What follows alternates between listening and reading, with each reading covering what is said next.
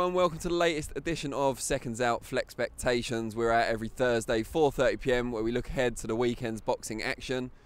For regular viewers, I guess for any viewers, you'll know in the background that's not my staircase at my lovely palatial estate in Snodland. It's actually the M&S Bank Arena. It'll always be the echo to me. In my spiritual home of Liverpool, site this Saturday of a big matchroom bill on Sky Sports, or if you're lucky enough to attend in person. 5 big fights on the bill, as well as undercard appearances from the likes of Paul Butler and Natasha Jonas. But we'll run down the main 5 fights right now for you, and we'd like to hear your views on them as well. So obviously once you finish watching, let us know what you think in the comment section below. What fight you're most looking forward to, give us your predictions as well. Top of the bill sees Liam Smith returning after 8 months out, losing to Jamie Munguia in a world title fight. Obviously his only defeats have come against Munguia and Canelo Alvarez. He's coming back against Sam Eggington. Eggington a big underdog in this one. He's only 2 fights removed from a shocking defeat against an unheralded visitor in Muinkanu. He was stopped and we weren't expecting that, but he's come back with 1 win since against undemanding opposition. Now goes in with Liam Smith, which is a real crossroads fight for both men, I guess. Eggington, former European champion down at welterweight. He's still only 25, but he's had a lot of tough fights already. It'll be interesting to see what attitude he comes in with. Read a really good article in Boxing News this week with his manager and trainer, John Pegg, who was saying that a lot of these warm-up fights Eggington's expected to win, he finds it hard to get motivated for. Something like Liam Smith, where he's very much the underdog, should see the best of Sam Eggington in that fight. Liam Smith, very good boxer, but not a mover. So that should suit Eggington. He likes a kind of dead-ahead war, if you like. Smith has got the better skills, though. He's fought at a higher level and succeeded at a higher level. Former WBO world champion at super welterweight, of course. Looking to get to another world title shot after those defeats, especially to Munguia, who's rising star, young, you know. And Smith, we should say, was very competitive in that fight. Didn't disgrace himself by any measure. You would expect him to have a bit too much for Eggington. Maybe get the job done towards the end of the fight, but was still within the distance. Also on the bill, so many intriguing fights, but one of the ones that's captured the public imagination has been the fight between former amateur rivals Scott Fitzgerald and Anthony Fowler. Obviously Fowler's from Liverpool. A lot been going back and forth on social media, particularly on Twitter, which obviously I'm fully in favour of. Someone's going to end up with a lot of egg on their face on Sunday morning, it's fair to say. Can't see this one going the distance. Fowler, as befits his machine nickname, likes to come forward, likes to be aggressive, very physically strong. Fitzgerald also, he can bang. He's got boxing skills, as anyone who's represented Team GB would have. Fowler obviously got a bit further as an amateur than Fitzgerald did, it's fair to say. But their pro careers are very similar. You know, Fowler's, flies buzzing around me, everyone wants a piece of me today. Fowler's 9-0, I think, Fitzgerald 12-0. But not much difference in terms of pro experience. I think they both had 1 decent test as a pro. Fowler beating Craig O'Brien, Fitzgerald beating Craig Morris. Fitzgerald's maybe struggled a little bit more in some of his fights that he's won, but both unbeaten for a reason. Flyers are all buzzing around this. This is a new mic. I'm guessing it's maybe not me they're after, but the mic itself. Yeah, we think Fowler probably get the job done within the distance. He's just got that bit of extra physical strength, man strength, if you like, and you know, a bit more pop in his punches perhaps as well. But I expect Fitzgerald to cause him problems, especially early on, and then Fowler to get the job done a bit later.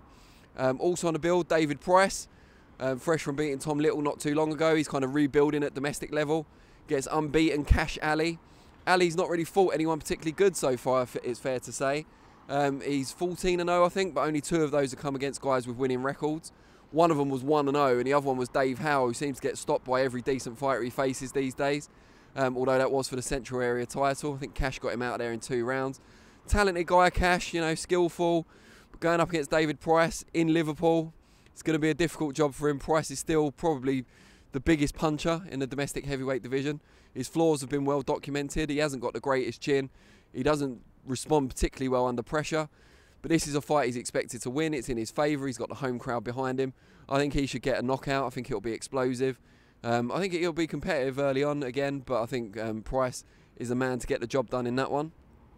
We've got really intriguing Commonwealth super lightweight title fight between local guy and Tom Farrell, who's only lost, I believe, to O'Hara Davis, although he was well outclassed in that particular one. But again, a talented fighter.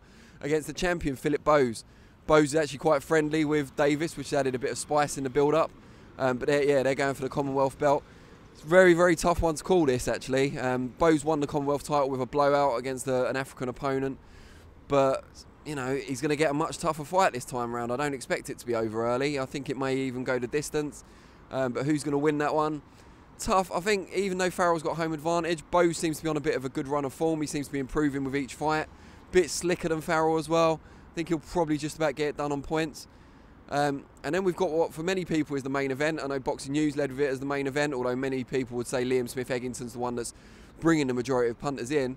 But we've got one of those rarities, British and European title fight, both belts on the line. Robbie Davis Jr., who won the British title late last year against Glenn Foote. He's avenged the only defeat he suffered so far in his career. He seems to be doing really well at the moment. Going up against Joe Hughes, who won the European title towards the end of last year against Andrea Scarpa. In Italy as well, beating the home guy in Italy. Officially a split decision, but should have been unanimous. Clear win that for Hughes. Biggest thing about Hughes, though, is he suffers from a condition called Erb's palsy, which he's had all his career, even when he won the ABA title as an amateur. And it means basically that his right arm is significantly shorter and weaker than his left. So he's really fighting one-handed. He uses his right mainly to block shots. He rarely throws right-hand punches. His left hand, though, is very effective, both as a jab and as a left hook inside. But because one arm's shorter than the other, and also because of his style that he's adapted to that condition, he likes to be on the inside as much as possible. Coming forward, his jab obviously sets up those body shots that he uses to great effect. Davis Jr. is quite rangy, which probably won't suit Hughes, to be fair.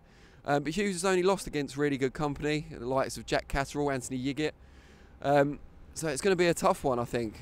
Robbie Davis Jr., though, seems to be the guy. He's got the range, he's got the extra skills, he can switch from orthodox to southpaw. Again, fighting at home, which can be an advantage, as long as the pressure doesn't get to him.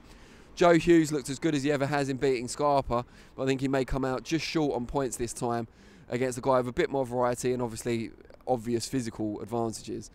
But like I say, doesn't matter so much what I think. I mean, it matters to an extent, otherwise you wouldn't be watching. But what matters more is what you guys think. So we want to see your opinions below. Which fight's going to steal the show on Saturday night here at the M&S Bank Arena, as we have to call it now? And who do you think might upset the odds? Which of my predictions you disagree with? I think that's probably a good one to focus on. We'll be back next week for FLEXpectations, Thursday, 4:30 PM. But looking back on the show and the action that takes place on Saturday night, we'll be here Monday, 4:30 PM for Reflections. Really enjoy doing this. Really enjoy it when you get involved and give your comments. Let us know what you think below, and hope you enjoy the show on Saturday night. Thank you.